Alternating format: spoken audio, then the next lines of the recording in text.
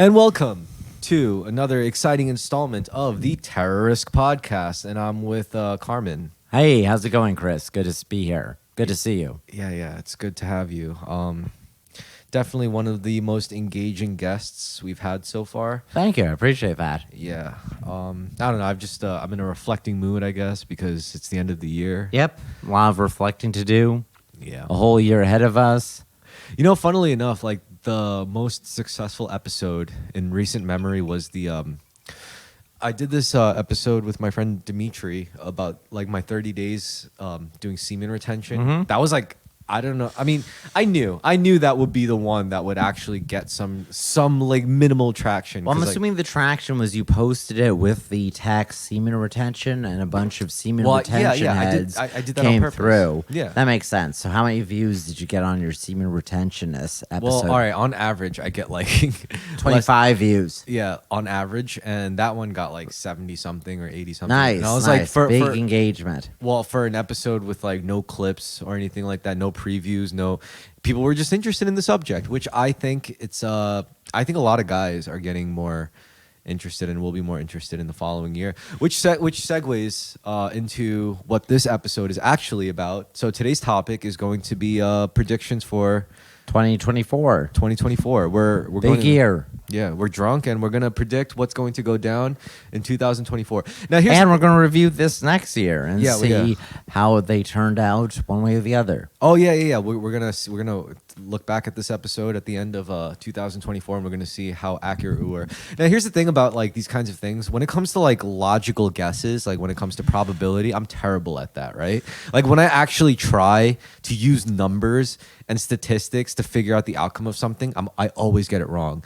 But In this kind of circumstance, you're just guessing it, aren't you? You're using not really a real statistic, a real probability. no, I'm not saying You're just giving a gut I'm just saying feeling. when I try to even use statistics. I'm not even saying this about you in particular. I'm saying this about people in general. When someone says they have a 40% chance of something working, they're rarely actually like making any real prediction. They're just saying, this is my gut feeling. More often than not, the percentage of probability or the ratio they give is very arbitrary. It's just pulled out of their ass completely. Yeah, you're right. And most of the times when I do it, I do the same thing. But even when I do try to actually have information, I could tell you this from my experiences trading stocks. Like whenever I try to, do like an actual educated bet on some like options call or puts or something, like I would get fucked. But then those days when I would just like literally like be so hammered one night, and it's like literally a few hours before the opening bell at the market, I would just like plan out the stupidest fucking trades. I'd still be up. I'd stay up till like on a Tuesday, not sleeping, and I'd just make like these stupid fucking FDs. And if you don't know what FDs are, in Wall Street's bets language, that's faggy D's. They call them faggots delight. What a faggot's delight is, it's slang for extremely short-dated expiry options, meaning they're basically just lotto tickets. That's the way to turn like $200 into potentially like $20,000. It's possible if you just play those odds, and like the options market kind of gives you that opportunity to do. I'm not saying it's it's not what options are made for. It's definitely not the smartest thing you could do. But the fact that you form of options that is only enabled by retail investors, and also like digital trading. Like, exactly. But like point being, like when I try to make educated guesses on my options trades, they just never work out. But when I just like go full retard and I'm like, oh yeah, I'm just drunk and I'm flying to Canada, I'm just gonna go like all in on like 2-day expiry options on the airline I'm flying and pray to God. Like what's the worst that can happen? Hey, I mean, it's a small cost for you with a very potential high return. But then there's people that bet their entire rent money on these. Yeah, that's very dumb. That's very dumb. But it happens more often than people who do it for fun. Yeah. So yeah, when it comes to like, basically the point is, when I just try to use logic and rationale and probability and statistics to make guesses, like, about future events, I always get it wrong. But when I use my just raw intuition, my pure, like, whatever my nutsack tells me at the time is going to happen, that's usually like a lot more accurate. It's not foolproof, but it's more accurate. Yeah, I can see it working out for you better that way. At the very least, you're not investing as much time thinking or feeling it. You're just going with the flow. Acting in a very zen way, I suppose. You mean the way I've always been? Yeah, exactly. Yeah. Do you have a lighter by any chance on you? I have a match on me. Let me get a match. Okay, cool. Yeah. So anyway, we're making 2020 vague guesses about the next year. Yeah, 2024. All right. So, well, we'll save the good stuff, like, when it comes to like culture and dating and sociology for later. But Right. for now, we can engage with politics. Yeah, that's a boring shit. fun subject. It consumes a lot of our time, at least for a lot of people's time. Not everyone, but it's fun to predict with politics. It's fun to I don't know. All right, do so guess what? that's one subsection. So we'll move on to the other stuff. So let's go with politics first. Politics itself, the subsection, breaks off into subsections. So when it comes to politics next year, there's going to be the elections, right? That's one thing. Then there's The American presidential election, the big election. and not to which mention everyone's staring at. there's also this still tenuous relationship between like women and their bodily autonomy when it comes to like reproductive rights and like abortions and all that shit, which is still like apparently Yeah, tying into the Supreme Court decision. I think that's gonna bite us back in the ass. I mean, we haven't been talking about it in any of the media outlets like recently, but it's going to. It certainly seemed to have hindered the Republicans. Maybe like shit like bodily autonomy and abortion is more so. It's more so a cultural thing, so we could save that for later. But politics, obviously, the thing on most of our frontal lobes right now is the election. It's interesting how Trump, we're obviously talking about Trump, how he dominated everything from 2015, 2016 until 2020. 'Cause he's a fucking winner. Yeah. And then because of him being banned from Twitter, him being in various personal issues, him probably making a personal choice to lay low, except for going to his rallies with his fans. The last 4 years have been surprisingly Trump-light after 4 years of nonstop Trump material. Yeah, I agree. In my opinion, if I were Trump, I wouldn't want to fucking run again. Like, what the fuck is he doing?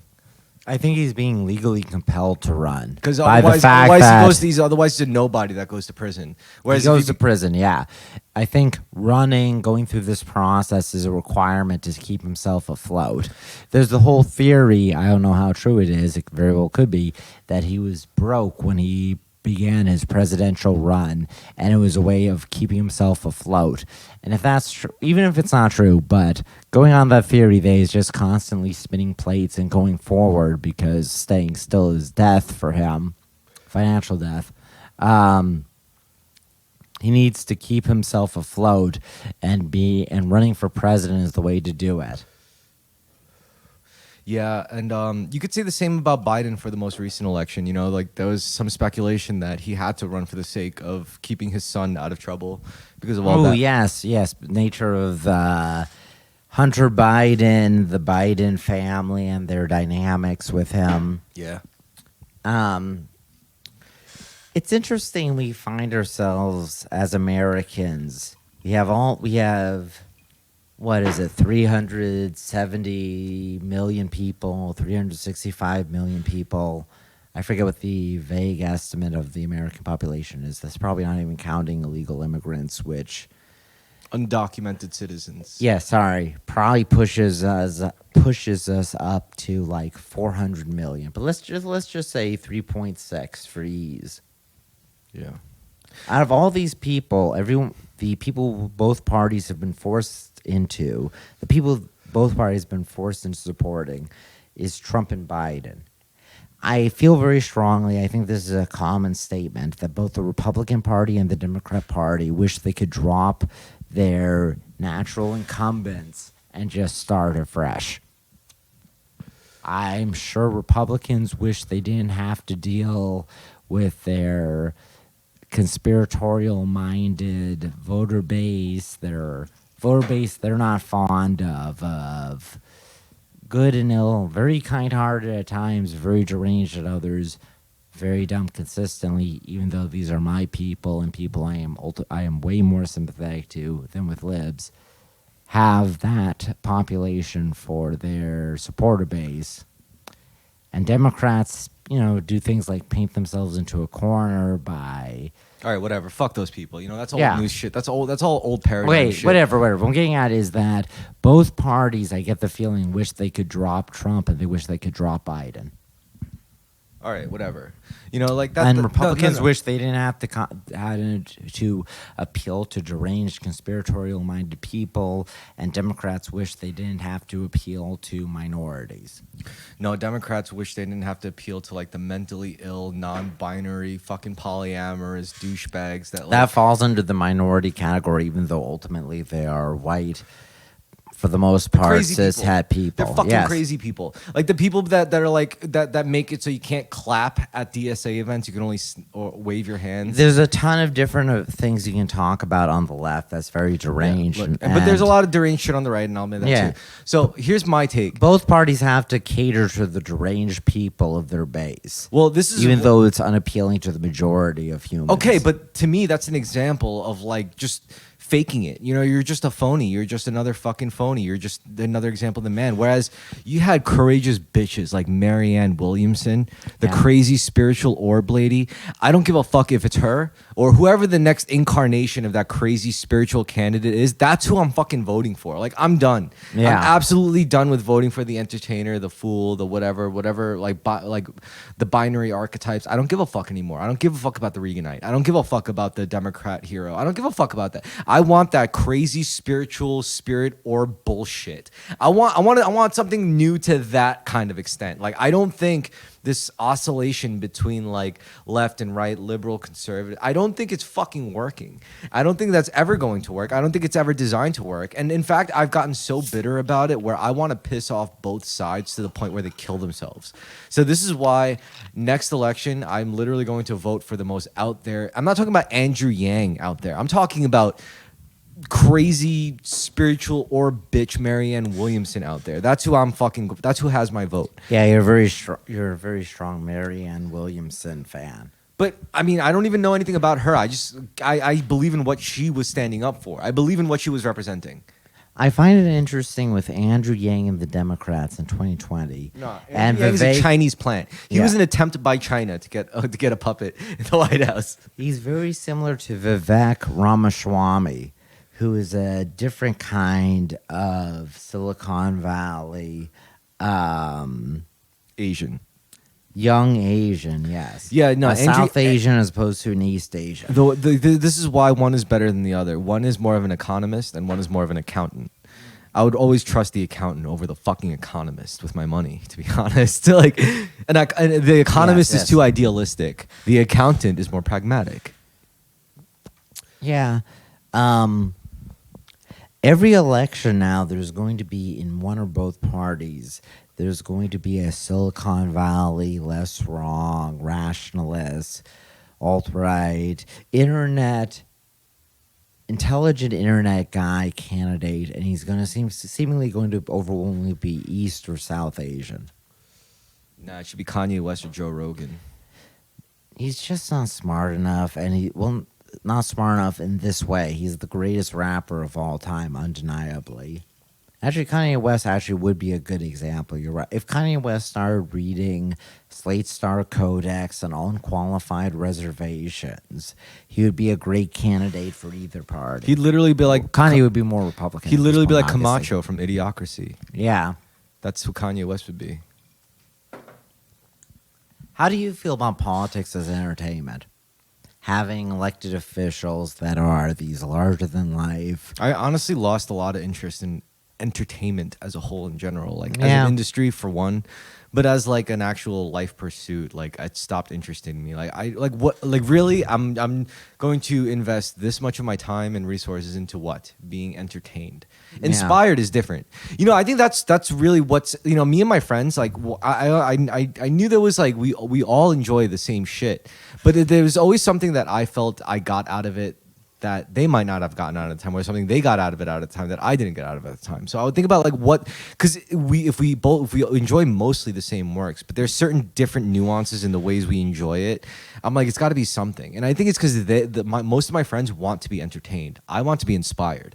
So we're obviously both like searching, for like vastly together. But I just didn't realize, like, at the end of the day, we were searching for, like, different things ultimately. Like, my friends would be searching for the next piece of entertainment. I was always searching for the next piece of inspiration. And now that I know that, like, I'm more comfortable with it. But back then, it was, like, really confusing. It's like, yeah, we all saw the same movies, but we just talk about it slightly differently, Yeah. Yes. Fuck. That might tie into other predictions for 2024. Oh, wait. Well, are we done with politics, though, for real? Like, no, I want to continue it, but I want to refocus on. Let's make some predictions. we'll circle back. Okay, so, no, first of all, on politics. Yeah. As far as, like, the election goes, that's going to happen. Fucking, I know you're probably pissed off already thinking about the election. You know it's going to be a shit show, right? It's going to be a shit show no matter what. Now, doesn't this election feel very different than 2016? What do you mean? It didn't even start yet. It's still... Yes, that's true, but I mean, it's starting now. 2015 was a lot funner than December 2023. I think it was a lot funner because we didn't know what kind of shit show it would turn into, and nowadays, so many people are so cautious because you have no idea how so many prominent figures in like all tiers of the media got heavily burned from like that whole Trump election. Remember when David Lynch seemed to be suggesting he was a Trump supporter, and then he got a lot of criticism for it? I mean, my ex was like, she literally looked me to my face. She's like, I'm supportive of Trump, and I was like, okay. First of all, I would never. Well, fight she's a about- Long Island, not Long Island, Staten Island. No, not that Italian. ex, the other ex. You're right. It was Long Island. Oh, okay, cool. Yeah. So you were like right on the money, and I was like, Oh, okay, well- my Long Island ex. I don't know if I mean, she could have changed her mind. Polish, Very Italian. very Italian, fully. I don't know about fully, but generally culturally Italian. Yeah. Yeah, seemed it very extremely so. That's not surprising that she'd be a Trump supporter. Well, yeah. I mean, that is the also that was also Trump before Trump was demographic. even president, so it's like that was when Yes. the fires were still hot, and you're like, yeah, it's easy to vote for Trump, like compared to what Hillary Clinton, she's like Satan, like so is Trump, but in a different way. Yeah. It feels like there's very fundamental dispensational or character differences that lead to someone viewing Trump as either a fun figure of mischief or a horrific, You know what I realized? Hitlerian figure. Any person who's that influential or that competent or whatever they are, if they're prominent, really, no matter who they are, I promise you, I will make a bet with you. They all are heavily invested in like archetypes, recognizing archetypes. They could all have different models. They're very Jungian. I think so, but first of all, most of them might not even know they're being Jungian. Most of them might not even know they're like looking at archetypes or looking at everything This as is part of the archetypes. significance of Jordan Peterson currently, because he is not currently, over the last few years, because he went insane and burned out his And had a brain. spiritual awakening. Had a spiritual awakening. Yeah. But he is trained as a Jungian.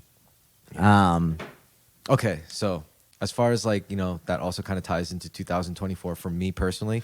I think next year a lot more people are going to start getting very spiritual. Like people who you never expected to. Like we're talking like the restaurant worker you always saw and you had surface level conversations with, suddenly they start asking you about aliens. It could be like a cops even start like getting spiritual. I really think it's going to start. Let me ask you, Chris. Yeah. With getting spiritual, are there different forms of it based on the person's intelligence? Which is my feeling. That you get I'm not saying this is a criticism. Here's what I think. Go ahead. I think when it comes to intelligence, I think everyone could benefit and experience for themselves, no matter what level of intelligence you are. But when it comes to engaging it with other people and teaching it and discussing, ideas and methods and practices. That's something that's going to be more effectively done with a higher intelligence, because with a higher intelligence comes the ability to look outside of your own perspective, to be able to consider other people's perspectives. That takes a degree. It's not all intelligence. It also takes, obviously, like good intentions. No. But that is a skill. That is a cognitive ability. Yes. Of people getting spiritual, Yeah. maybe it's the same amount regardless, same percentage of a certain category of people in terms of intelligence, but there's a dumber and a smarter version of doing it. I mean, look, I'm also open to the biblical idea of it, which is like straight up, there's the chosen one. There's a chosen one theory, which is like the idea that only a chosen few become enlightened, only a chosen The elect. few. But I heavily disagree with that idea. I just don't believe in it. I don't think it works like that. I think at one time it did. I think, yes, it makes sense where like 2,000 years ago, 1,000 years ago, like maybe, maybe being enlightened or being elevating consciousness was something that was only very few and far. But now that we live in an information age where mostly people do not have to worry about the same problems that we had to worry about a fucking 1,000 years ago. People across the population can become spiritual, can become enlightened. Yeah, we discussed that, how like we were watching videos from like everyone from rich people to like ex-convicts all coming out as like spiritual beings, like just like spirits having a human experience. And like this is observed across most of society would even look at those outliers in their respective classes as like weirdos. But if you consider that they're all talking about eerily similar principles and very much so the same shit, that's what and you know what I love about this religion? It's not so institutionalized. It's not like a religion. It's just emergent. It's emergent in like individuals, and it just happens to be like very common. It's almost like it's beautiful. It's like as a species, we're relearning the golden rule. It's like it's amazing to see. It's like it's comforting to know that no matter how fucked your life gets, if it gets so fucked, eventually you're gonna get to a point where it's like, fuck it, I don't care. I just want to be myself. What does being myself mean? I just want to be honest to myself and to other people. I want to be sincere. And I get that for some people that means I just want to openly, honestly be a serial killer. But I think those people are the minority. I think like they're the really slight minority. I think for the most part, people are naturally good. Yeah. No, I agree. Have you made a prediction yet? About spirituality in 2024? About anything in 2024. Yeah, we predicted that the next election is going to be a shit show. Okay, so first of all, circling back to the election, I think also people are going to be more spiritual, yes, but let's circle back to the election. I just interrupted you for no reason. Go on. It's all good. I think 2024 election is going to be a shit show because, I mean, if you thought like it was bad with the last few elections with like troll wars and meme wars and like, Twitters and Facebook groups and shit, just imagine what it's going to be like with the access to VR, deep fakes, and all this crazy technology. Even VR deep fakes, just no, AI. No, don't even fucking shrug that off. Don't you dare just be like, not even the AI. No, those are really big game changers. That's going to affect things on a huge level, like all across the board. Like when it comes to, because let's not lie to ourselves. The last couple to a few elections taught us that it's all just psyops. It's literally all just fucking meme wars. Yeah. It's always been meme wars, like it's always been. It's all psyops. So now we have tools for insane levels of psychological warfare. So we got to admit that to ourselves and take responsibility. Because the minute we do what you just did, which is like, whatever, no. That's the minute we lose control of that shit. I'm not denying the importance of psyops. No, I'm saying don't deny the potency of it. Like I'm not doing that either. Of where it's going, with like deep. Have you ever fucked with like AI technology and like text to video? That's what I mean is that AI is far more important. Well, yes. It's not important. I'm just saying it's like it's going to fuck shit up in a really fucked up and bad, weird way for a lot of people. Like you'll have your 70-year-old family member scrolling, and it's like, I just saw a video of Joe Biden saying he sucked Nick Cannon's dick, and he liked looking at his kids' naked. Think about all the old people that are being conned by various phishing scams. That's already a problem. Guess what? It's not getting better. It's not getting better. You know why it's not getting better? Because it's not being reported. They would only ever report any newsworthy fucking agency would only report statistics if they know they're doing something about it. Yeah. If it makes them look bad, they're not going to report it. But guess what? Scamming, all that shit is getting worse. Oh yeah. Yeah. By the way, I don't know if this is talked about a lot, but scamming, phishing, like all those scams and all those fraudulent schemes and shit, those mechanisms, the grifter networks, they're only getting more sophisticated. They're only getting bigger. They're only Yeah. getting more propagated. Like you're only seeing more of them. So like that should tell you something. So if Have that's you already seen the trailer for the movie The Beekeeper? no. It's Oh a wait, yeah, I did with Jason Statham. Statham. Yeah. The You know what I idea like that- about your Go ahead. taste in movies? You're a sucker for action movies. I like that. I like action movies. I like a lot of different things. I think I just haven't brought up my more pretentious tastes around. No, here. I like pretentious shit. I've showed you some pretentious shit, but I'm Yeah. saying like we both like can hang over some stupid fucking action movies, which is awesome because action movies are awesome. They are. You know, it's. Here's a predict. Let's jump to the side and return to politics, so that works for you. Yeah. I'm very curious about Marvel movies failing or superhero movies failing. Yeah. And if more traditional, more 80s style action movies can make a return in the box office.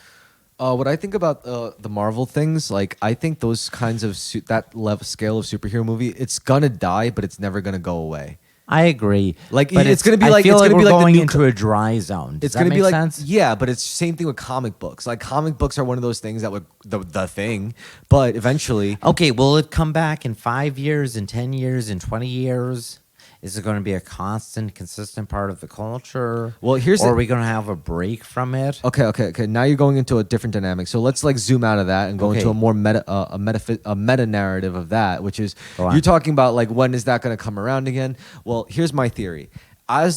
How long of a break from superheroes is what I'm As our getting at. civilization modernizes, you remember how we could like acknowledge culture as cyclical? Like we could see how cultural trends like move in a cycle and just come back around.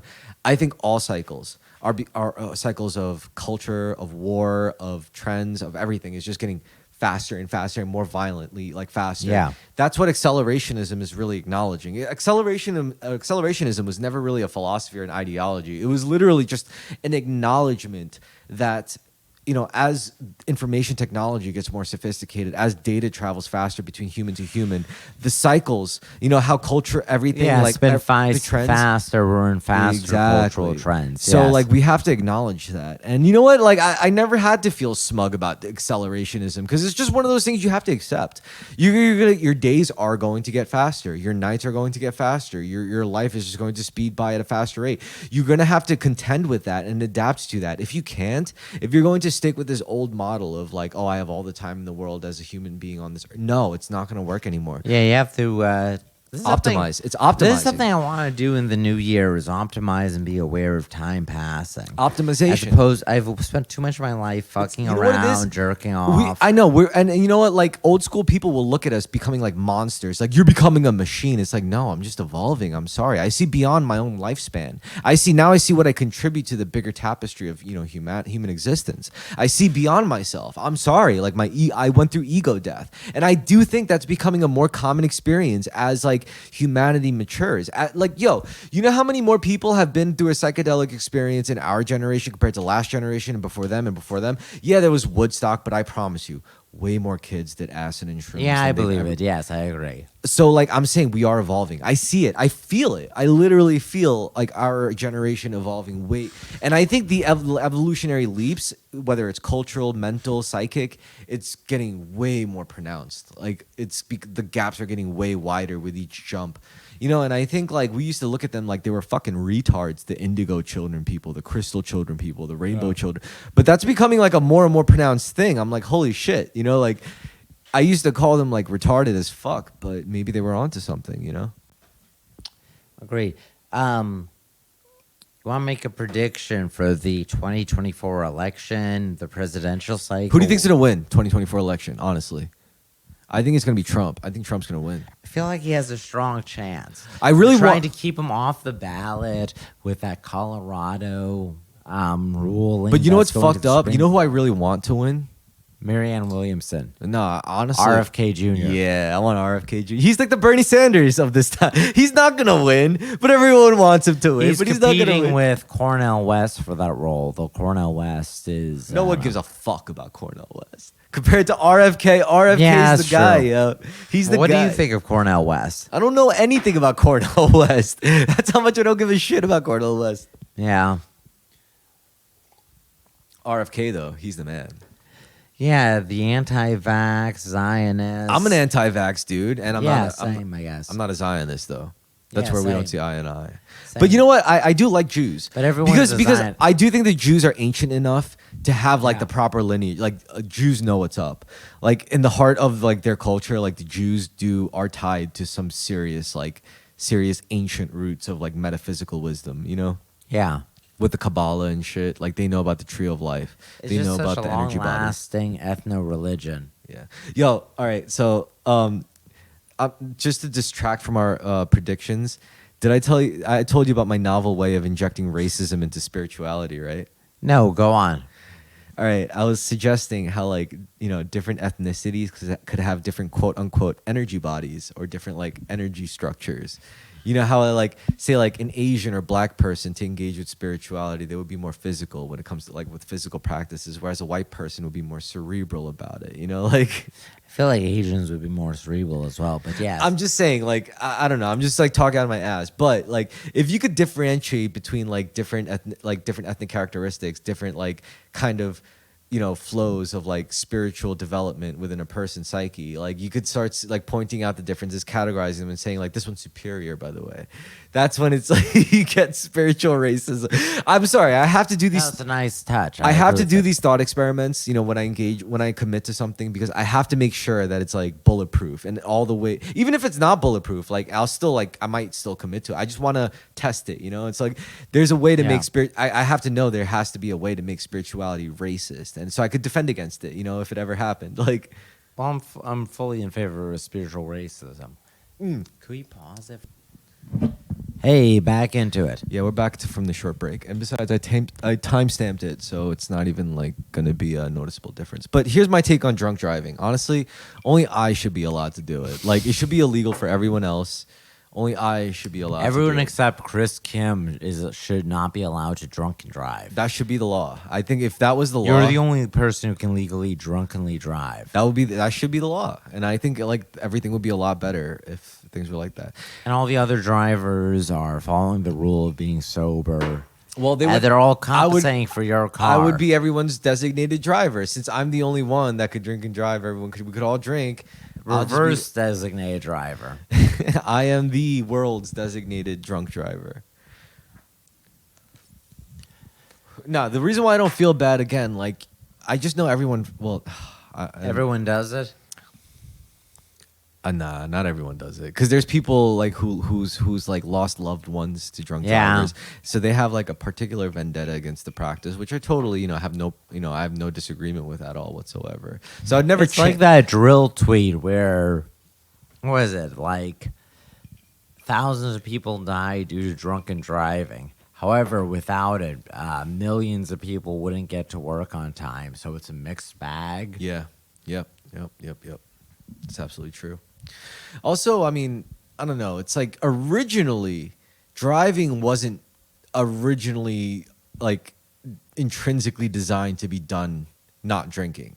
Because originally speaking, like if you look at like driving back to its roots, the whole point of driving was to get rich people from restaurant to home, mansion, and estate, and to venue so that they could, get fucked up, have a good time, enjoy their rich life. That's what, where do you think the term Michelin star comes from restaurants? It's because the richest people were all motorists, and since they were And motorists, they all had multiple tires as a result. yeah, Every and- Michelin star stands for a tire. Yes. So pretty much, like as if you were a Michelin, had a Michelin star, that means you were worth the Michelin tire to fucking get there, as a old school motorist back in like what fucking century. But 19th. But point being, what I'm saying is like those people, when they were driving, trust me, they were fucking drunk. They were drunk as fuck. Sure, their cars could only go up to like 30 miles per hour safely, but they were still fucking drinking and driving. So Well, their cars are also just more dangerous at the time. So even if they're only going at 20, 30 miles per hour. you could still fucking die, yeah. Very easily, more often, in fact. Yeah, you're absolutely right. There were so many motorists that died going like kind of pretty slow, but they just died anyway. The car just exploded, set on fire. Crashes. People had no driving techniques. Some developed shrapnel yet. flew into their brain. They had those wood interiors in their cars that would Got an turn into infection, wood yeah. grenades. Yes. Yeah. So yeah. Point being, drinking and driving is the original way to drive. All right. That's the that's the original. There were citations for drunkenly driving a carriage with horses in the 19th century. Yeah, but they Before didn't, but cars they didn't, were But they invented. didn't have breathalyzers back then. No, but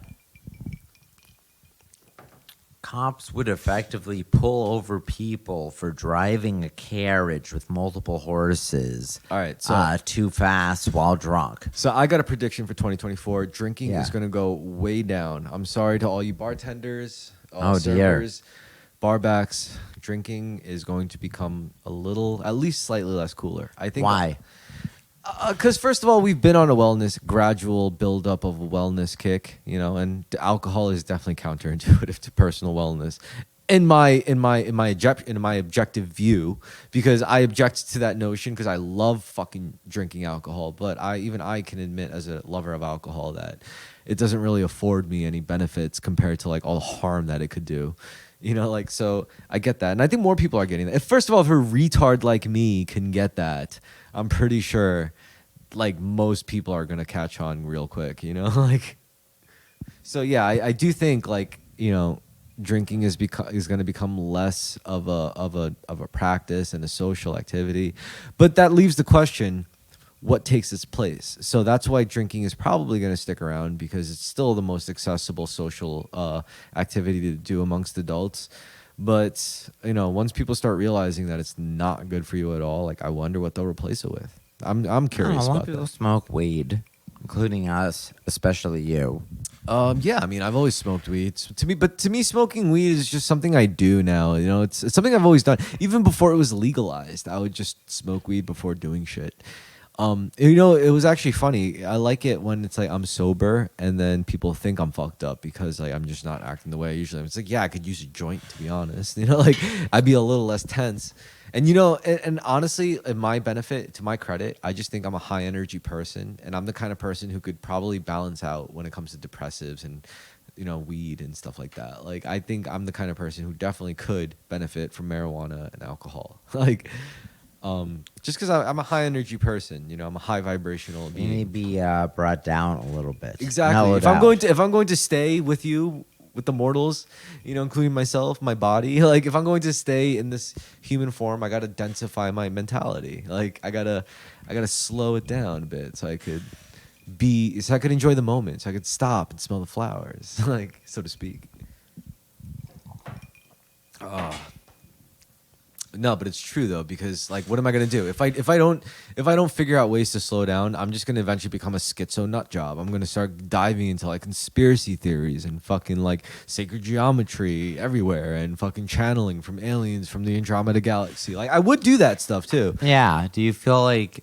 Yeah, you feel like you would do that if you didn't have these chemical distractions. Well, I would do that if I didn't have these obligations. Like I have to be normal. I have to be a normal person. I have to participate in normal society if I'm going to, have the benefits of being a normal social person. But, just so you know, like the less that becomes appealing to me, the less fucks I give about like other people's opinions about me for whatever reason, whether it's like influential gains, financial gains, sexual, whatever gains I get from that. The less I care about those gains, the more I'm just gonna be my authentic self, which is this weirdo who wants to like channel like alien shit, who wants to like dive into runes, and I just want to make music and weird sounds and heal people through sounds and shit. Yeah, I would get weirder if it wasn't for the fact that I was like bound by this stupid fucking game, like that we all play apparently. If you're a smart individual, quote unquote, like. Yeah. Do you ever make a prediction on the 2024 presidential election? I think Trump's gonna win. Yeah, I could see it. All right, let's think of a more fun prediction than fucking presidential elections. How about let's Do start you with think that there? Here's a prediction. Okay. all right. Don't worry. I'm readying myself like Eminem in a rap battle. Yeah. Trump is going to be at a rally, and there'll be an assassination attempt that fails from like the CIA or State Department. Some government agency will attempt to assassinate him and fail comically. Yeah. He'll be giving a speech saying like, They tried to kill me. yeah, he'll say the Democrats want inflation, folks. It's true. They want to get rid of Abraham Lincoln on the penny because he was a great Republican. Some would say I was a greater Republican, but a lot of people say Abraham Lincoln, he's pretty good. And like one of his supporters will say, Mr. President, I made a penny with your face on it, and throw it on stage, and Trump will bend over, and at that exact moment, the bullet will whiz past him and explode the head of Melania or Eric or a Secret Service Yeah, guy. their favorite Secret Service, like the The family perfect time. Secret Service The guy. CIA operative will miss his shot. like the one Secret Service agent they talk to Yeah. on a first name basis. Like they shot Mike. Yeah. There'll be a photo. There'll be a photo in the New York Times of Trump leaning over, his giant ass in frame, and this guy behind him just dying, his head being splattered. And Trump will let out a girlish scream and flee off stage. And the whole debate, the whole discussion of this overt assassination attempt will be Trump, crybaby bitch, ran away from a simple assassination plot. While Trump supporters will be saying, no, Fuck you, actually, like, imagine- Trump let out a mighty war screech and then took a tactical position against the shooter. He was in a He was a hero. self-defense situation. He was in a self-defense situation. He defended himself down to the T of defense. Yeah, taking cover from, and then it would just go on. Like the next day, Trump will win the election because they try to kill him. And instead of doing anything, he'll just hold press conferences and he'll point at journalists and say, "You were very mean to me. You called me a bitch for screaming when I was being shot at. You were treating me very unfair." Oh my God. And what would be worse is if the feds finally catch up to the would-be assassin, and they're like a Jewish college student who's like non-binary, yeah, also mixed race. And they're also still in the employment of the CIA. And we'll just have incontrovertible evidence of an assassination attempt on a president-elect, and no one will care. I mean, conservatives will complain about it, but they'll just say it's so unfair the liberal media isn't covering The fact that this guy, this person, this thing. tried to assassinate Donald Trump. And yeah, cons won't care, liberals won't care, and it'll You know, what'd be just go fucked on. up if this really does happen. Like, I would be like, "Yo, look what you manifested. Look what you fucking I hope did. well, You I don't know. manifested I this. feel you bad son about of the a guy bitch." dying, but I'll be happy if Trump narrowly dodges an assassination attempt. It would be a great plot line. Yeah. That is a real prediction. I don't have a percentage on it, but I think there'll be an assassination attempt that will fail or he'll narrowly dodge. Okay. What are the And it'll probably be something hilarious too. what are the prediction do I have? I think Biden's going to die before the election, and he'll be replaced with Gavin Newsom. I think Beverly Hills Cop, the remake, is gonna suck. Yeah, I agree. Well, it's not a remake. It's more like a. It's a sequel. It's Yeah, a yeah, new yeah. sequel. It's a legacy sequel. He's a doing geezer all his shit sequel. before he died. Did Coming to America. Now he's doing Beverly Hills Cop. They're very common. It's playing on old past fame, past reputation, the novelty of the return. You know what movie really truly started that trend, right? That What? actually did it right compared to like everything else. And like the movie that started that, because it actually succeeded majorly, was 21 Jump Street. Yeah, that's a remake with a new, younger cast. They didn't bring back Johnny Depp for it. They did. He made a cameo Well, appearance. he's not playing the same character for the duration of the movie. A cameo is vastly preferable in that No, but at case. the end, like, he turned out to be the undercover guy, and then they're like, blah, blah, blah. And he's like, wait, what, are you guys seriously from 21 Jump Street? We were in 21 Jump Street. It's like, really? It's like, yeah. Get out of here. You know, it's like, so, you know, that was a cool little callback. Yeah. You got to see that movie again. That was actually a phenomenal movie. But I if will. that movie fucking started that trend of like rebooting the old shit. Well, this has been going on for a while in various forms. There was but Baywatch. Baywatch Yeah. was Baywatch. I mean, everyone loves Baywatch. There Everyone, was a bunch of 90s movies that were reboots or movie versions of a television show Like from what? the 60s. Like Remind me. Night, I think, with Eli Val Wiesel, the Kilmer.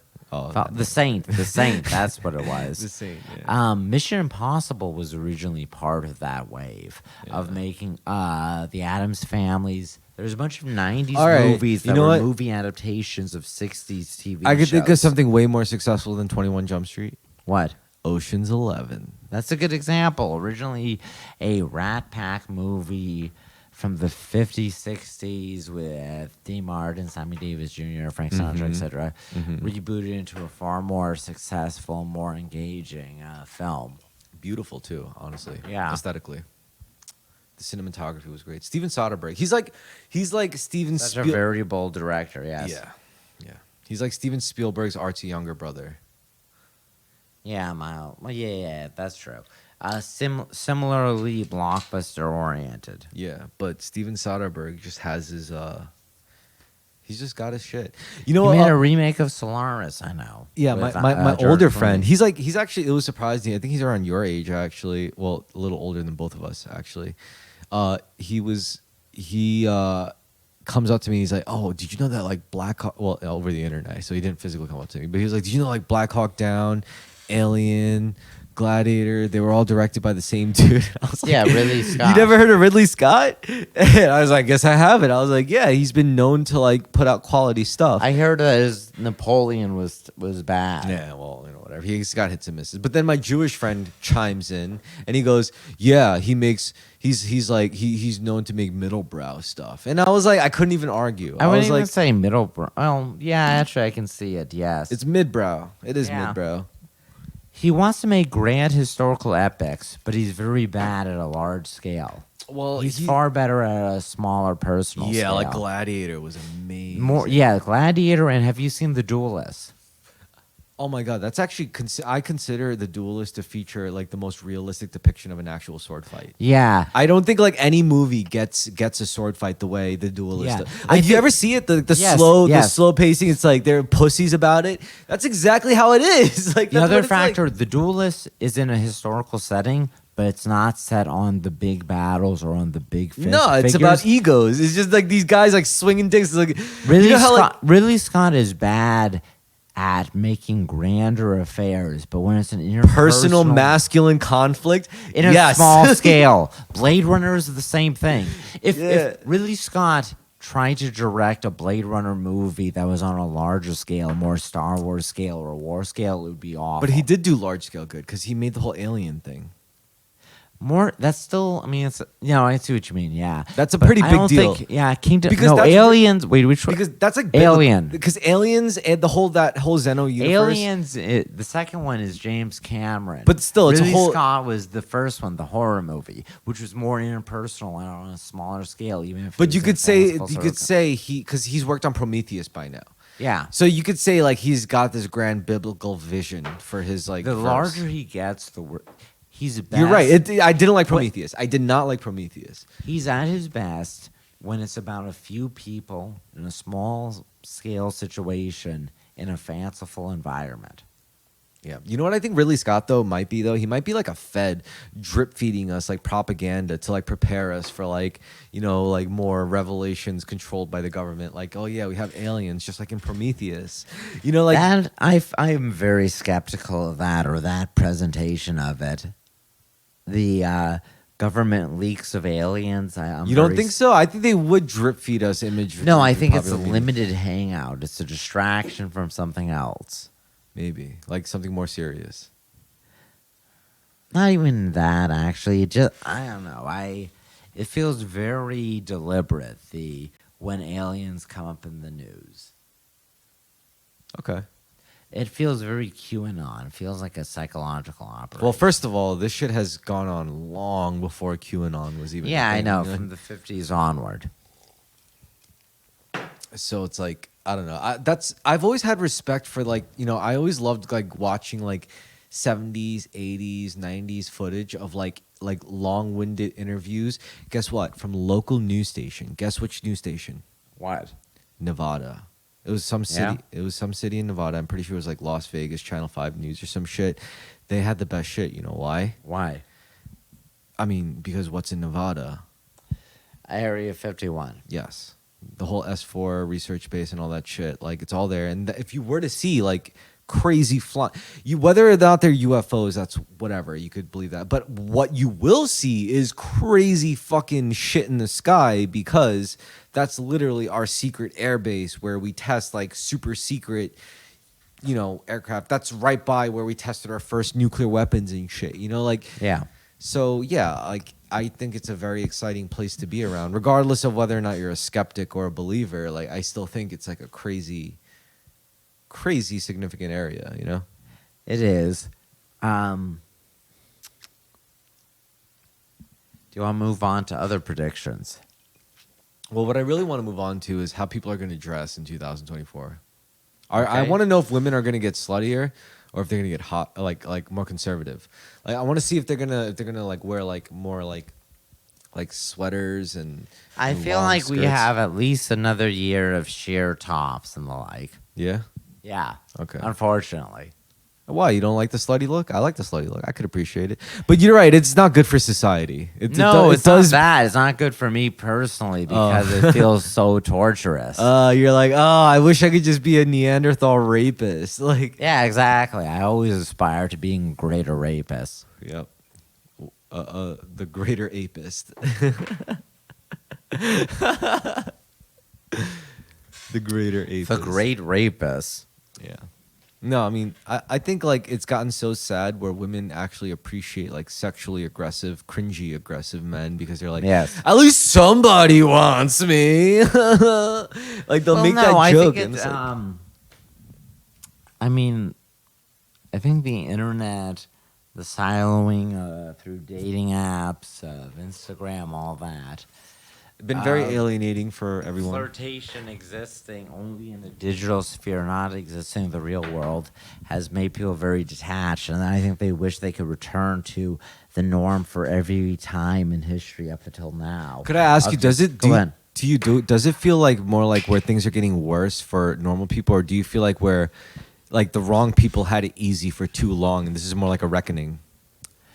I think we have tremendous financial wealth and material wealth And time.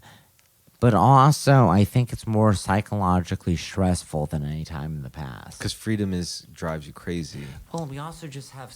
I think our modern technologies, our modern entertainments, our modern society are all very stressed or psychically distressing environments. We've traded sanity For efficiency. wealth and health and comfort and cleanliness. I think it's a worthwhile trade we made, the right trade to make. But I do think people are going more and more crazy in our new environments. Yeah. So which is why we I really think- live in many ways throughout most of history, our current lives would seem very utopian. But this is why I think spirituality is infiltrating modern society, like once again, and like very invasive and brutal and violent, and like rape. Like it's rapey. It's rapey how like spirituality is coming back in. Spiritually raped by enlightenment. No, it's insane. Like I was like to me a prime example of a skeptic because I was always very cynical. I was always extremely cynical. I was always about seeing the negative side to things. I was always like, I'm the good guy to make the worst situations better, never a good situation better. Shit like that, But Yeah. then like I don't know, it's just something happened and something snapped where I was like, that was actually not right. And I don't think I've changed fundamentally too much as a person just from shifting that perspective where it's like, you know what? I don't think it's like that. I don't think it's all that cynical. I don't think it's all that like materialistic. And it's just choosing to believe because there's, no one's going to be able to prove to you otherwise. At the same time, no one's going to be able to confirm you're right either.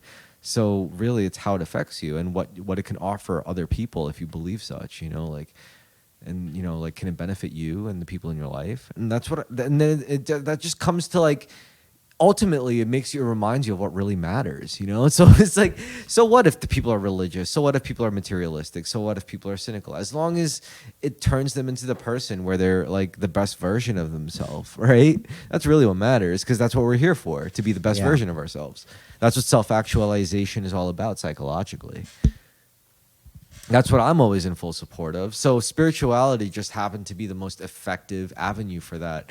From all the avenues I've taken the materialistic sociopathic route. I've taken the Machiavellian route. I've taken the holistic fucking like saintly route. I've taken all the routes.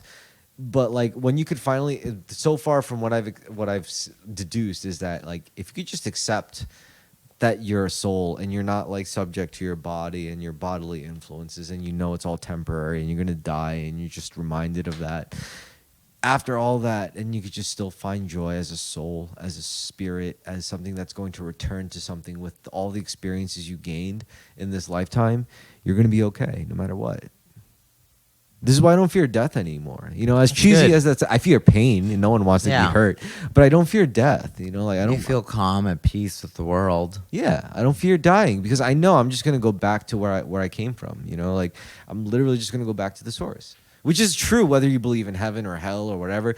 When you die, your energy, your consciousness, that spark of electricity is going to go exactly right back where it came from, because it cannot be destroyed. It's just gonna go back. Energy cannot be destroyed, and that's what it is. It's energy. Yeah. This is what I think is going to be what's really going to define 2024. It's when, because the whole time spirituality almost nefariously has been divorced from science. I think when science and spirituality and intuition, stuff like that, can like fully integrate, then we're going to see some like really, really good stuff. Like, we're going to see some really, because right now we're so scared. We're so scared of like simple shit like language models that could do tasks for us. And we're saying, oh, it's the end of the world. It's like, that's the stupidest outlook. Like, you should really seek to integrate that kind of efficiency with your own spiritual and soulful organic development. That is what it's really about. That's what we're supposed to do. We're not supposed to shut it. We're not supposed to shut it out. We're not supposed to fear it.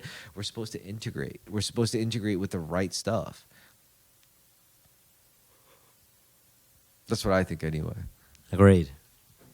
Let's see what else will happen in 2024. Integration, besides integration of spirituality and technology, we're also going to be looking at I think we're going to see women more willing to date younger guys. Oh, that's a good one. Yes.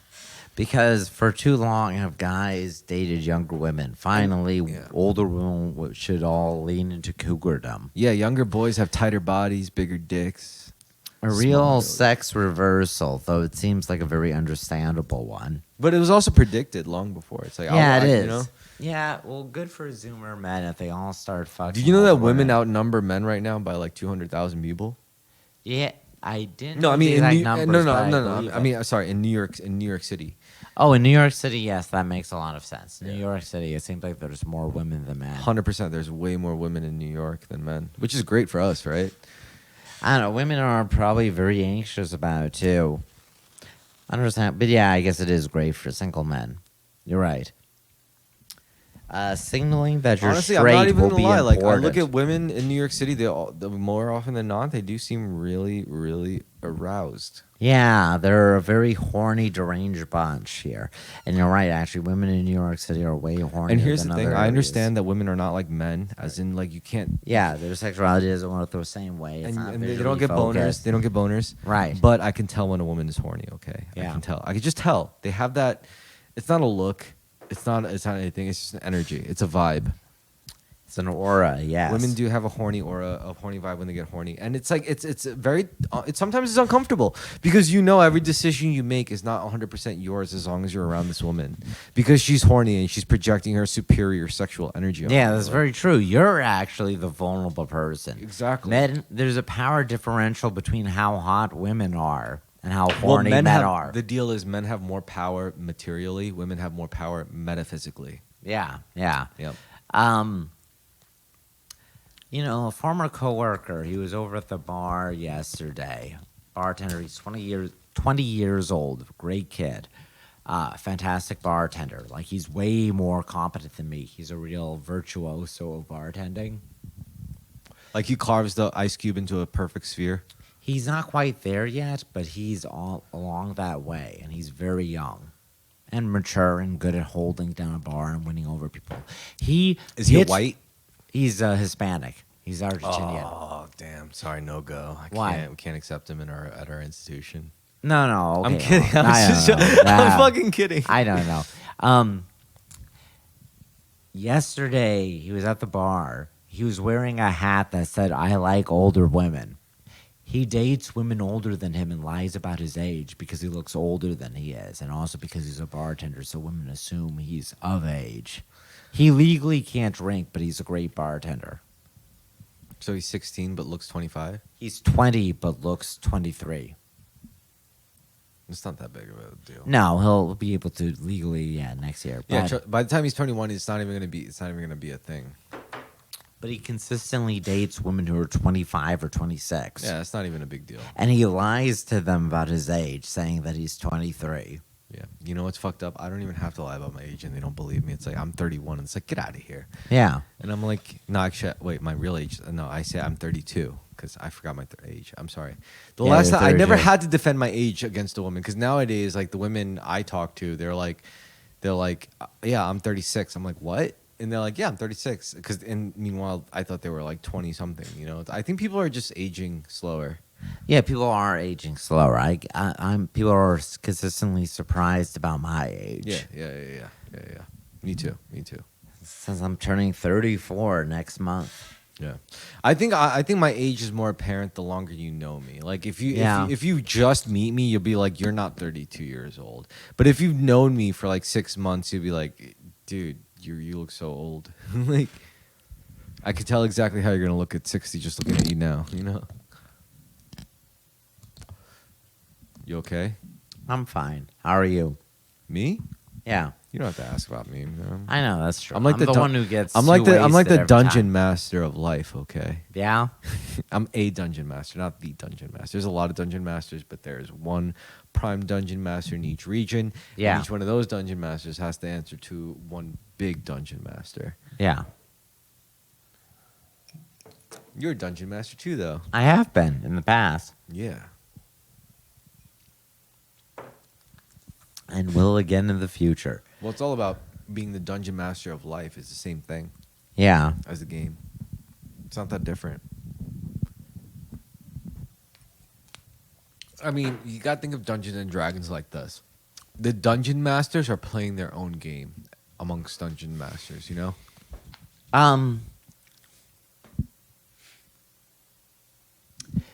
This speaks to the shift in Dungeons and Dragons, how it moved. There's a saying online or a description I've read, which is that Dungeons and Dragons fandom, which has greatly increased and has far more women today than it ever did in the 80s. Beautiful. I love women. Yeah. They belong It's in went dungeons. from being for autists Dragons. for theater kids. That makes sense. And there's dynamics like how How theater kids are gay and feminine, just like women. yes. I was a theater kid at one point. Yeah, really. Yeah. In high school, though. Interesting. So it doesn't count. D&D has gone from being a game where you played a fairly generic hero that over the course of multiple games became more and more defined to being a very Tumblr Unless they died. which happened most of the time. Yes. So when character death was expected in D&D, people would start off with very flat, undefined characters, and then over the game become more and more developed. Yeah. Like, As and it would the be, ga- and you know what's fucked up? Like, I'm pretty sure it's like a law. I'm sorry to detract Go you, ahead. just to add this in.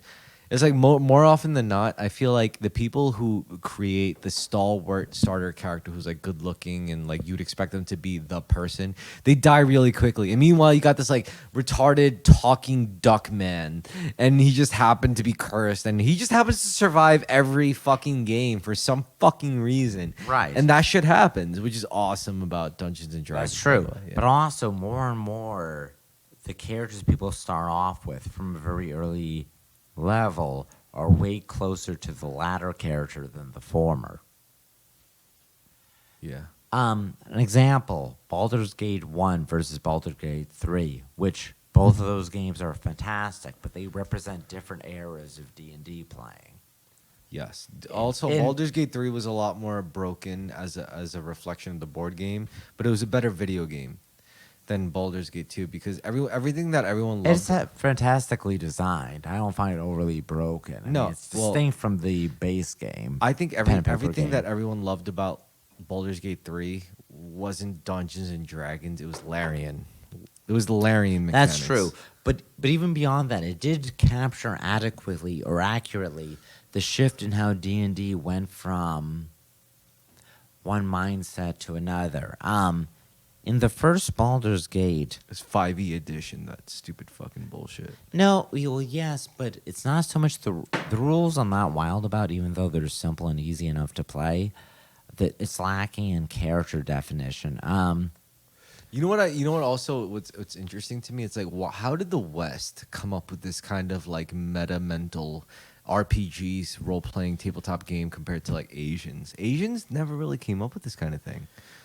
Maybe they would have. You know why? Would have. It's because for them historically they just did it in real life. They were like, "Oh yes, our clans are here." Well, Europeans used to do that too. I think the difference is just, I don't know which society was developing these cultural trends first. Yeah.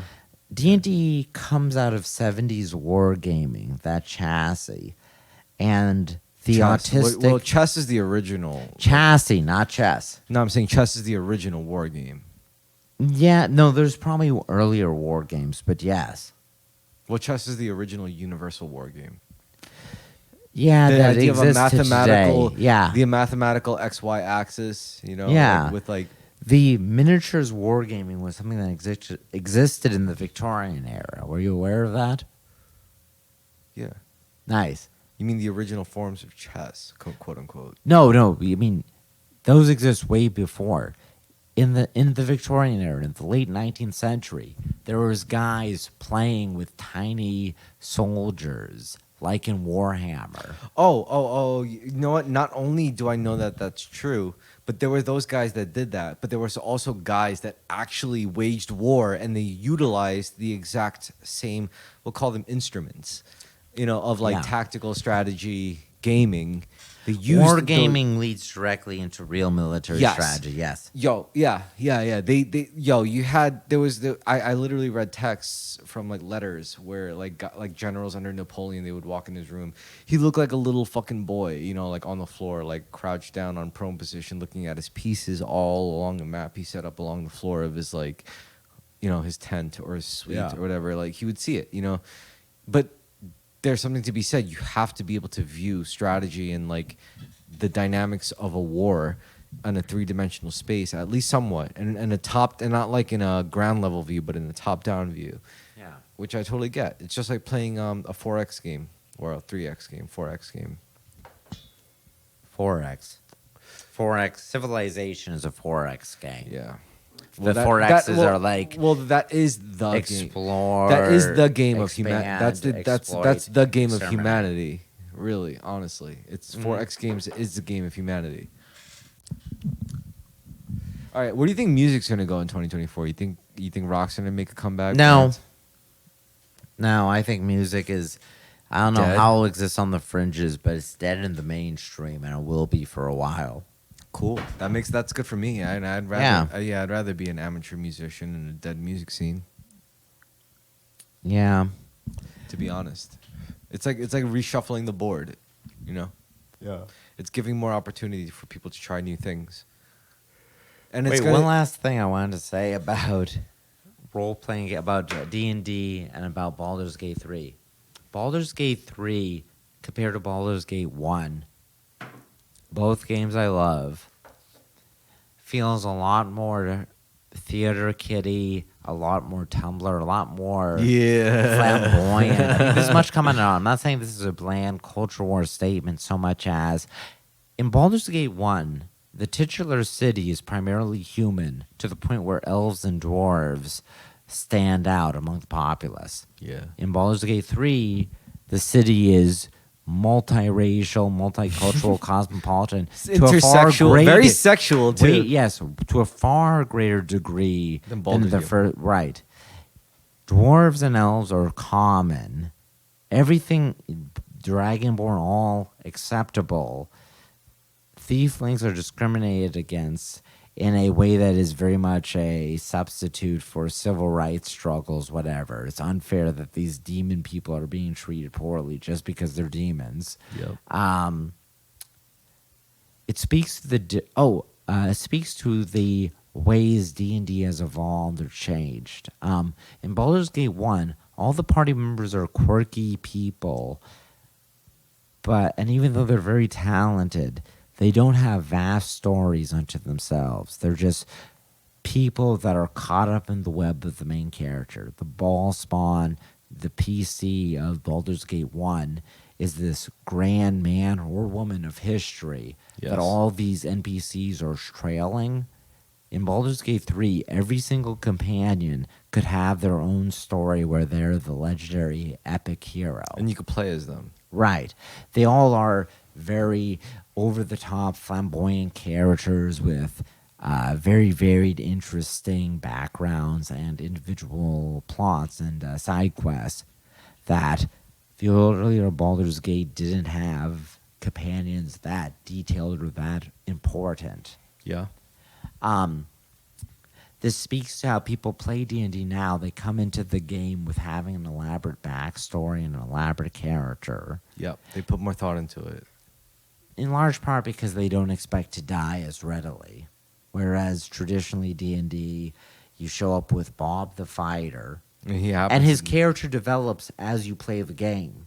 As you're going through the dungeon, and he has certain trials and tribulations caused by, good or bad dice rolls or finding a certain treasure. Or it's like, what is your past? And then it's like, I never thought about it. What is my past? And then it gives you options. Yeah. Yeah. Whereas the theater kid, womanly, He's Baldur's like, here's Gate my 3 past. It's yes. already, yeah.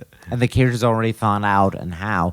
I don't know. I don't have a clear statement to follow except that D&D, which was always an unstable game and hobby, has really shifted fan base and has caused very interesting changes, ones that I'm not entirely in favor of. Yeah.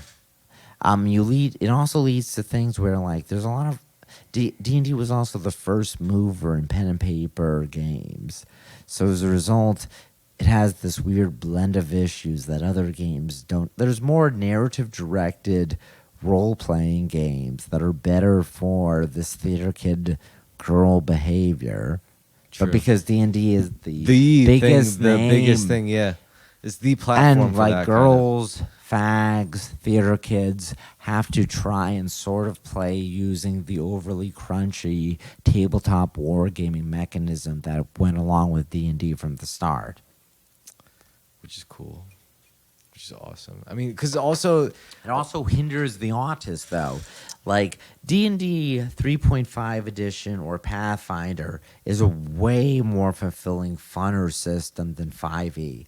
5th edition D&D, I don't like it. It's not as fun. I mean, it's really easy to teach to people, but it's nowhere near as fun as 3.5 Pathfinder are. what I appreciate most about D&D music, which is I think they even know is the best part, which is why they take advantage of it and exploit it in the worst ways. But they know the most valuable part of their magic thing, their whole magic concept has nothing to do with systems. It's with the lore. It's because they understand, like, they know the root the of different schools of magic. Yeah, they understand the roots of magic. Like, you know, their warlocks made a deal with the devil. Their bards make magic an art form. Their, clerics make it a gift from God.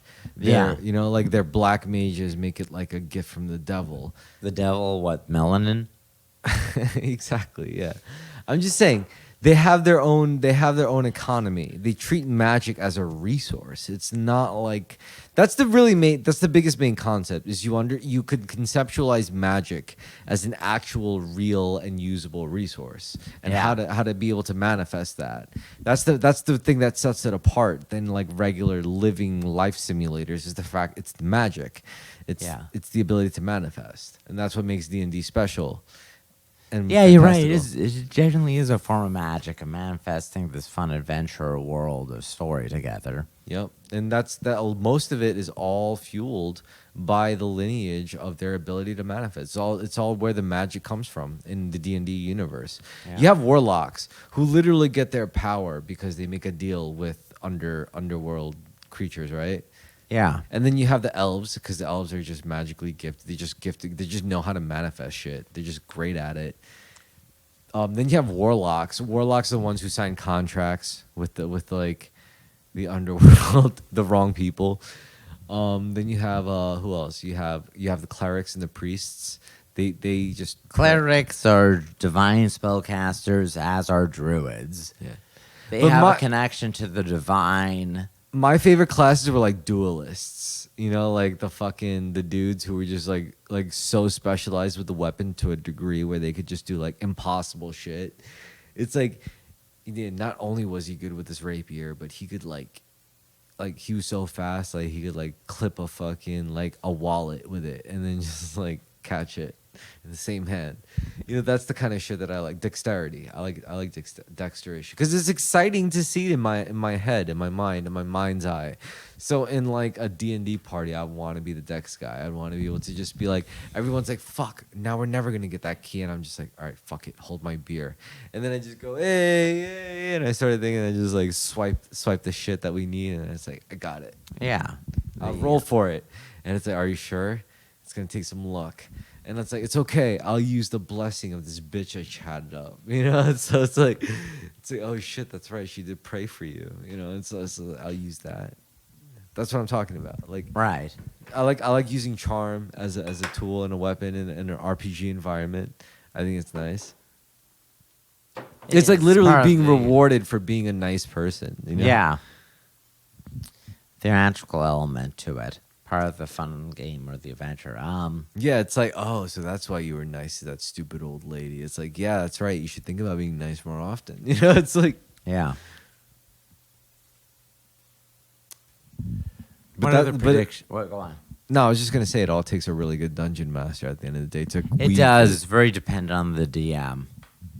Yeah, I think I should Pretty do it. I should. I experience. think I gotta learn all the You have rules. to be very disciplined. If you can learn all the rules and know how to negotiate and manage it, it works very well. Well, yeah, I think I'd be this because I don't give a fuck about personal shit. Like, like I don't, like.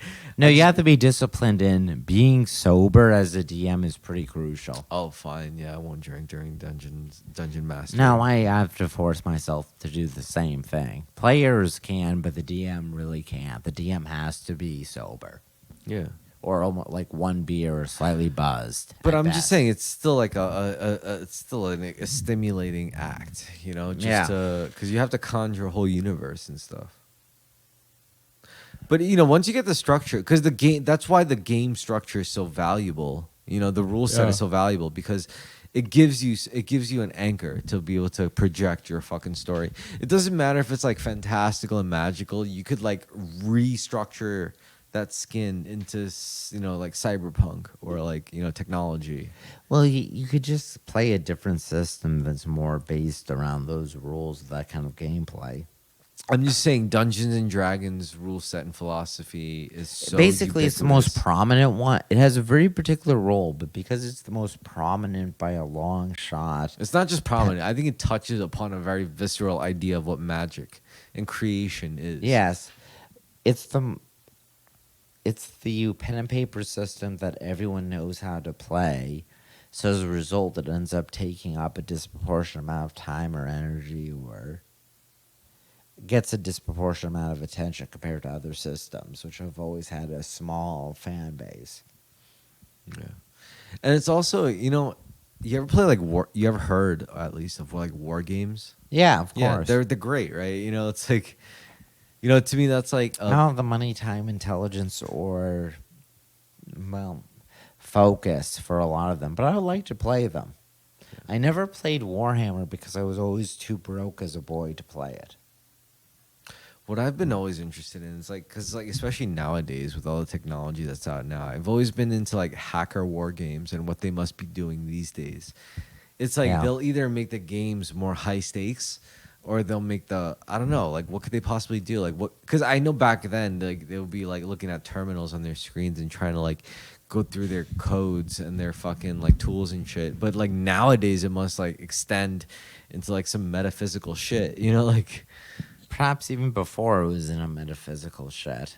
yeah, like you probably got some insane games going on right now. It's like, yeah, I hit a USB drive or I hit a router that's running on a generator. What and are the it's Tibetan predictions MEMS. would you like to make for 2024? I think movies are going to get shittier. Yep, an easy prediction. I think that we'll have at least a few years of theaters being dead before there's a comeback. What do you think of that? What do you think of that?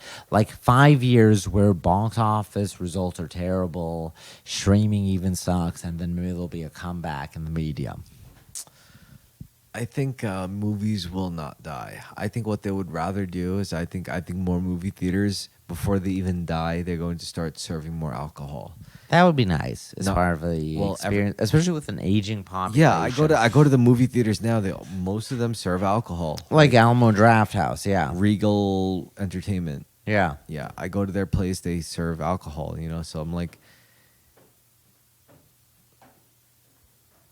I'm pretty sure now more movie. So I don't think movie theaters are gonna go anywhere. They're just gonna become more quote unquote grown up. Well, the population is aging. This is going to affect America is going to be like an Asian country. There's just a shit ton of old people everywhere. Well, there's a word for it that you might not have heard. Tell me. Japanification. I have heard of that word, but go on.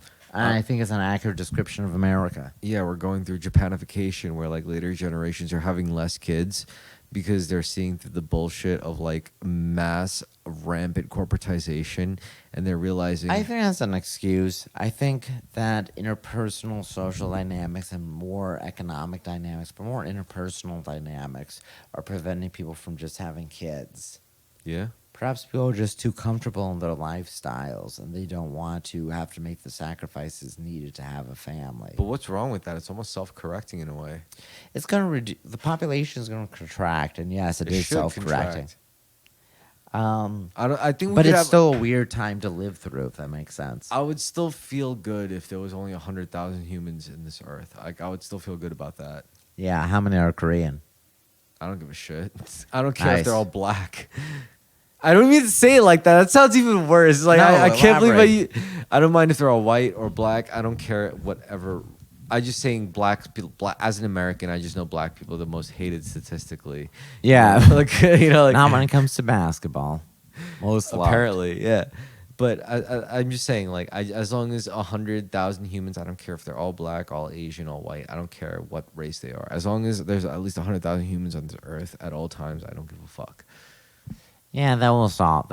That's as long as that happens, everything continues on. Okay? Yeah, that's all I want. Like, I don't even, I know, because, like, my life, I'm not deluded to that extent. Like, yeah, I'm deluded on a metaphysical level, but I don't think I'm deluded on a material level. I think on a material level, yeah, my body doesn't matter, really, ultimately. I'm just as worth as my material, output. I get that, so I'm not focusing on that. Like, I understand that.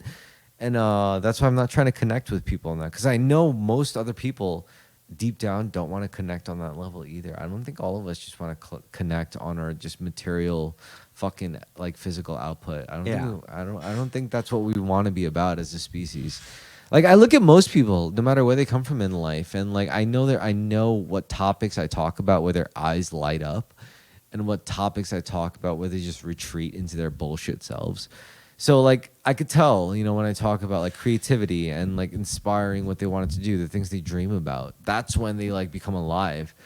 And then when I talk about, like, real stuff, like what the economy's doing, what politics are doing and all that shit, that's when they start to, like, contract and start to clam up. And I'm like, yeah.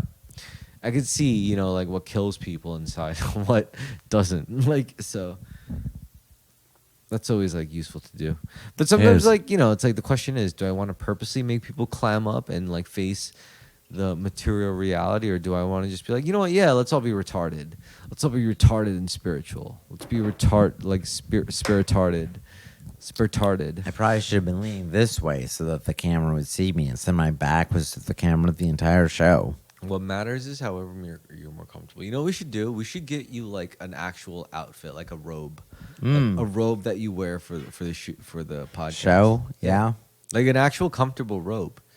I'm pretty sure I could get you a comfortable robe. I think a chair where I'm not where I can sit comfortably. Like all you have to wear is a bigger deal. Like if you had boxers, a little guinea tee, but a robe that Yeah. was just so sufficient where you could walk outside with it and you'd feel comfortable, you know? yeah. Like that kind of regal robe. Where it's like, Lord, what are you doing without your robe? It's like, I'm as a citizen right now. Like, don't worry about it. Yeah. What if I got you a real buffalo skin robe? I'd rather just a chair that isn't broken like this. That chair? Yeah. The chair you're sitting on now? Correct. Is it a broken chair? Well, I'm just leaning back so much. I don't think it's intended as such. It's a computer. It's an office chair. Am I supposed to? All the chairs you're sitting on, would you rather sit on a stool? No, this is more comfortable, but at the same, no, I'd rather not sit on a stool. I would be even more hunched over. In What a if you use stool. a stool as a footrest? Maybe that would do it. Yeah, no, pull that there. Yeah, put it in front of your feet, under the table. This is what I do, under the table. Yeah. And then you stick your foot up. Yeah, just like that. That's pretty comfy, right? It is. Yeah, it actually is. That's very exactly what I comfortable, do. And then you know what I do? I put on like a romantic comedy movie, and I'm like, yo, these movies are so fucking. All right, here's another prediction for 2024. Romantic comedies, they're fucking dead. You're not gonna They've see been them- dead for years and years, man. Yeah, but they still make them. But On streaming services, yes. Okay. But not as a major theater release. Those used to come out as theater releases. All right, here's another prediction for 2024. I think I'm probably gonna end up meeting a woman, and she's gonna make me marry her, and I'm probably gonna have kids with her. I hope that happens. I don't hope it happens. I don't not hope it happens. I'm just ready for it. I face my future with courage. You want to get married? Well, you're an open predicting you're heart. getting married this year. No, I don't think I'm gonna get married this year. I think I might. I'm probably Meet gonna, someone who you will end up marrying. Yeah, I do think so. eventually this year.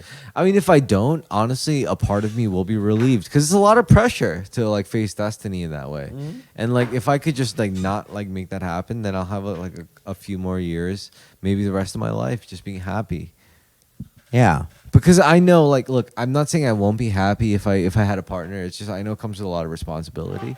I know it comes with a lot of like self acceptance and Yeah. other exterior acceptance. Like I know all this shit, and you know, it's all good. I mean, it's not like you know you can't sympathize too, right? Like Correct. you I don't- yeah, very desperate to get married. but at the same time, it's scary too, right? Yes. Exactly. That's what I'm saying. Like it's not just something as simple as like, yeah, I could just decide to do it. Like no, if you decide to do it, but you actually have to go through with it. Yeah. Getting married is scary, man. Agreed. And like it's Getting into a relationship, even a the serious most relationship is scary. and even the most And retarded deeply desired. Go on. I have the most retarded gung ho Chadistic friends. Like really, like they look like Zac Efron. yeah. And like I was at their wedding and they look so scared. You know, they told me, they were like, dude, I'm scared. Yeah. Like, I wasn't their best man, but their best man was a shithead maybe at some examples. But generally speaking, I would tell them the same thing that I would want to tell myself, which is Yeah. you gotta do what you gotta do. Yeah. But I'm still that's not very encouraging, I'll admit it. But still it's like it's a scary thing, you know? I'm sure Yeah. women feel the same way too. Probably intensely so because of how much it's fantasized about. Yeah. But it's almost like they do it out of desperation then. Like they'll almost like just throw their pride in the shredder real quick and just do it out of like They're trying to do it before their fertility window runs out, yes. but guys do or in it too general. before their whatever window runs out. I don't know. Well, fertility as well, no? I mean, yeah, we know that as modern men, but like traditional men don't know that your sperm goes bad after. I think they had theories about it. They probably did just based on who had kids sooner. But or there's too more. many billionaires that have kids like when they're in their 50s and shit. They have to do a bunch of medical things. Like Elon Musk had to have intro vitro. inter vitro fertilization for a bunch of his kids, which is one of the reasons why he has so many. He has Do you think he multiple did that twins. with Grimes? Where do you think? Yes. Yeah. Do you That's think, why he has multiple twins with Do you think multiple like they were women. chilling in his living room and he was like, "You want to have my baby?" And Grimes is like, "What?" He's like, "Yeah, like I'll pay for everything." And She wouldn't even say what. She would have jumped on it because think so? yes, because of her fascination with Technology. transhumanism and technology and being very Reddit herself. They're very naturally paired. Really? I think so. Yes.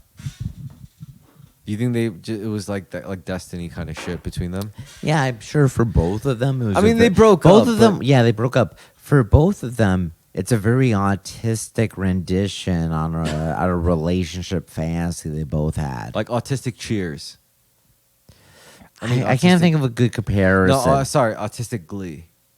Yeah, Yeah. that's a better example. Oh, I didn't mean cheers. I meant glee. Okay, that makes a lot more sense. Yeah, I think both of them had separate fantasies of what was going on, and they were both in love with a different fantasy version of each other. Just like in Glee, yeah. Never watched it, no intention to ever do so. But yes, exactly. I feel bad for Grimes because Elon had already mad kids before. I think it's fine for her as part of her pop star Technocratic celebrity. Techno popper. Yeah. I have a baby with the Grandmaster of Mars, Emperor Elon Musk. Like Yeah, exactly. That's very appealing to her. hopefully I could be Grandmaster of like Pluto or Kendo. Pluto Kendo.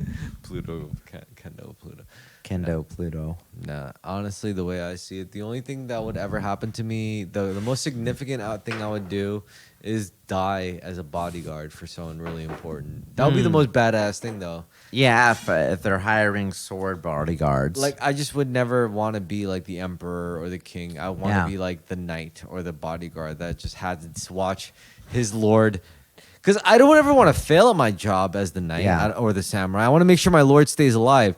The only reason why I'd want my lord or shogun to die is if he killed himself, or if he got murdered, and then I would spend the rest of my life saying like, I'm gonna kill the motherfucker who killed that dude. I'm gonna kill the motherfucker who killed my basically surrogate father. That's the whole idea. It's all about paternal relationships. That whole archetype. Not that I'm not in a good.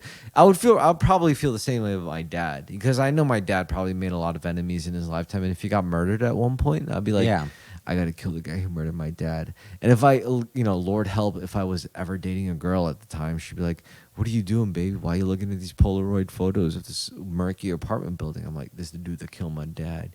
She's like, "Really? Come on, Chris.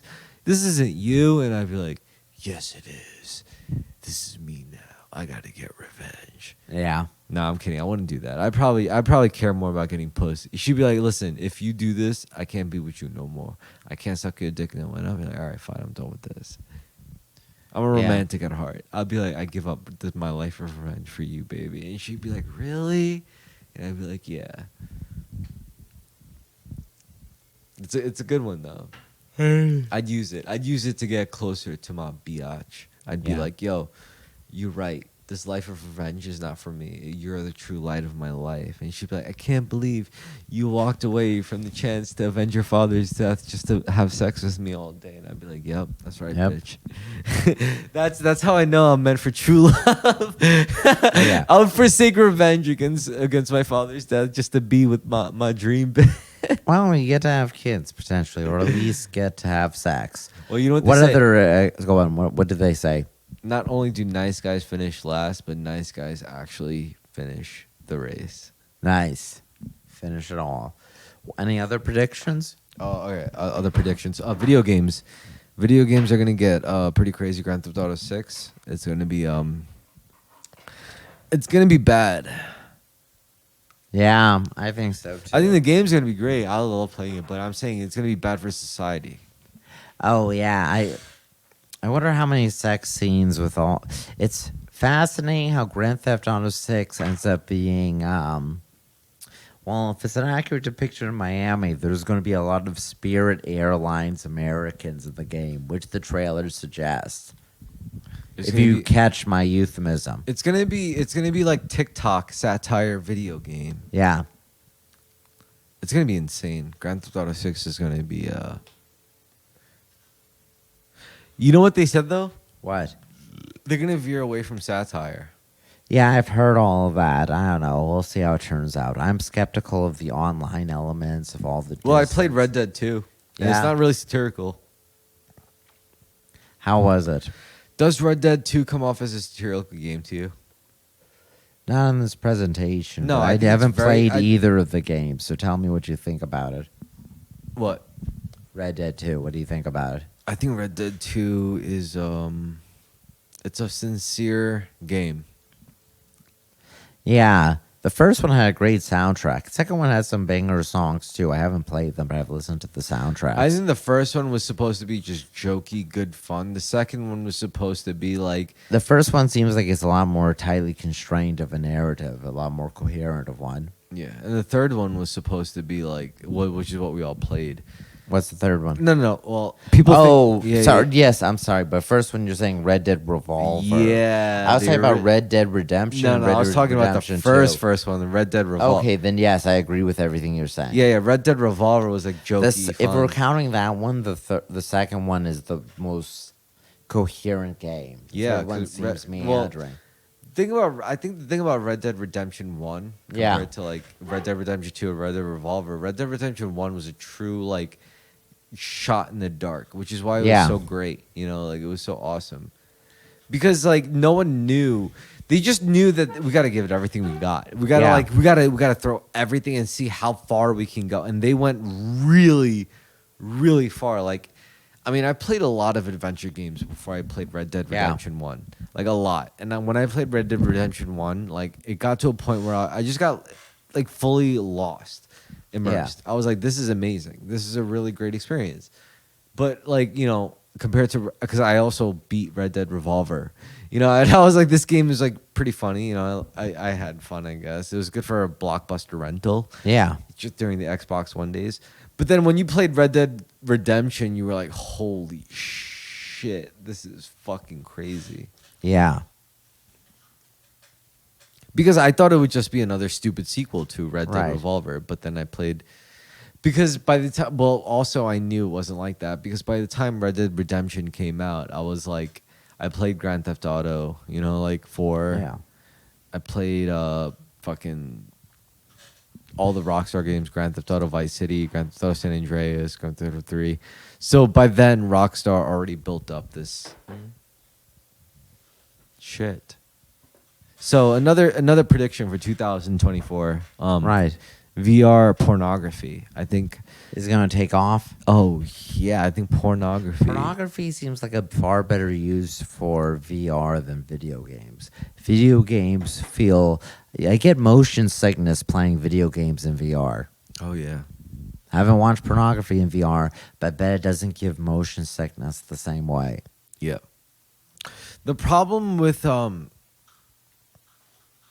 I don't know. I just don't believe in any kind of acts of simulated sex. But like at the same time, it's like I've heard conspiracy theories where it's like the true elites of the world are given like flash clones of pop stars to fuck before they die after their like lifespan. You know, shit like that. Imagine like you're like you have like $100 billion and it's like they put you in a room and you get a flash clone of Ariana Grande butt naked and you do whatever you want to her knowing she's gonna die. I know you've been crushing on her because she's a Long Island Italian. Is she? I thought she was Florida. Oh, maybe that's it. Whatever, she's Italian. Yeah. But doesn't she have a New York connection like Long Island? Well, Pete Or Davidson, upstate? Pete Or- Davidson fucked her, so I guess that's a Long Island. That's New Or York New Jersey? Sure. You know. Well, I also like Salma Hayek. You know. I like, Yes.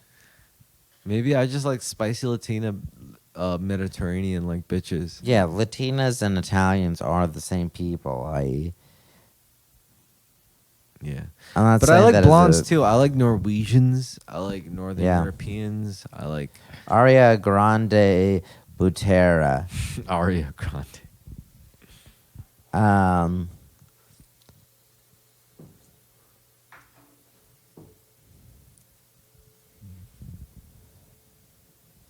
Anyways, look, we gotta fucking do this 2000. All right. So anyway, I think Yes, we had a what good. else are Wait, we first of all, we had a predicting? great episode. We're predicting 2020. Okay, all right. Oh, wait, Grande wait, was I gotta born in ask you one Boca thing. Raton. She is Brooklyn-born mother. Ariana Both Grande. family, yeah, Edward. She's Yeah, from both of them Brooklyn? are from rich families of Italian descent, Italian with Sicilian roots. So hot. Yeah, you're right. From both of her family moved from New York to Florida to get her away from blacks. I'm sure. No, moved from New York to Florida before her birth, her parents were separated when she was 8 or 9 years old. Okay. Fort Lauderdale Children's Theater. Okay, cool. Go on. She seems very Long Island Italian, New My York type- Italian. She's my type. Yeah. She for sure. yeah, I know she's your type, but go on. All right. So I was just thinking. Yeah. People like that. I don't know. Prediction for 2024.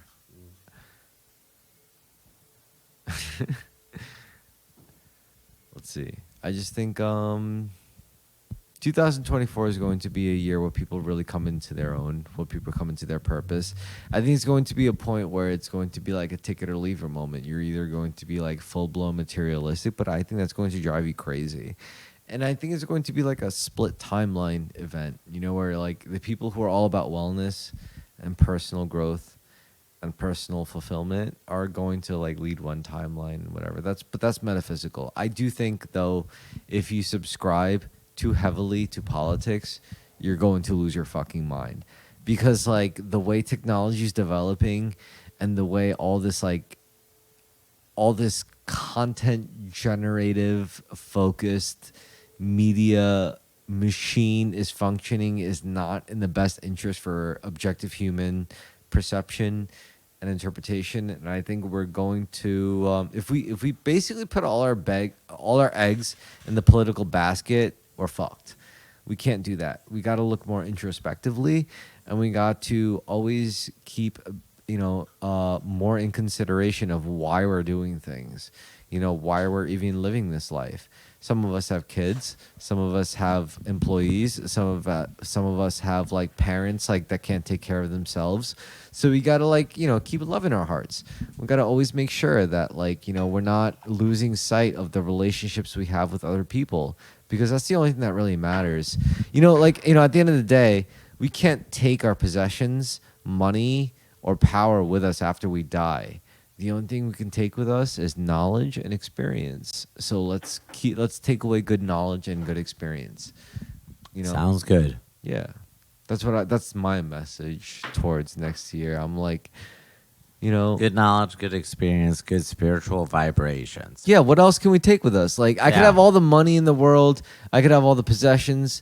So many bitches could suck my dick. But if I just die, I'm not gonna take any of that with me. You know? Right. The only thing I'm gonna want to care about after I die is my cat. I'm gonna care about Mochi, my friends. I'm gonna Yeah. make sure they're okay. That's all I'm gonna care about after I die. It's like, are my friends all right? I can imagine it's like my spirit. Like I get hit randomly, savagely by a car, and I'm like, my floating up as a spirit, and my guardian angel comes, haha, you're dead, you stupid fuck. And I'm like, all right, yeah, I get it, I'm dead. Are my friends okay? Is my dad gonna be okay? It's like, they're gonna be really upset, and I'm like, yeah, but are they gonna be okay? It's like, as long as they tell me, it's like, yeah, they're gonna be okay, and then I'll be able to move on. And even if they tell me, it's like, no, they're never gonna be okay. And I think that's a lesson too. It's like, they're just human beings. We're all fallible. We're all subject to mistakes too. And not everything ends up perfectly, but everything ends up as it should. I have to remember that too. Very good point. Anyway, on that note, Yeah, we could wrap up if you're feeling it. Yeah, no, I am feeling it. I am feeling the wrapping up. So this was the last episode of 2023 of the Terrorisk podcast. For all you longtime listeners, thank you for sticking by. I know One or two. at least 5 people that have Nice. been listening so far, like diligently for the whole year. Like you've seen when Carmen came in and out. You've seen when I was before my spiritual awakening. Yeah. And after, that must have been pretty retarded to witness. I'm sorry about such a massive shift in personality but it's just the nature of the beast, right? That's just life. Yeah. Anyway, Yeah, we hope you have many good years after this, and hopefully, Merry Christmas, Happy New Year's. All right, all right. Any final stupid predictions? I believe. Well, let's see. I think there will be. I think George Lucas might die this year. What about you? Dune will be a mild financial success. Dune right. Part 2. All right, those are. That's not a very strong one. That's what we're I putting in think you will have a good time this year, and you'll have a good year. I will put that in the time capsule. Anyway, have a happy rest of 2023, everyone. Merry Good night. Christmas. Happy New Year's.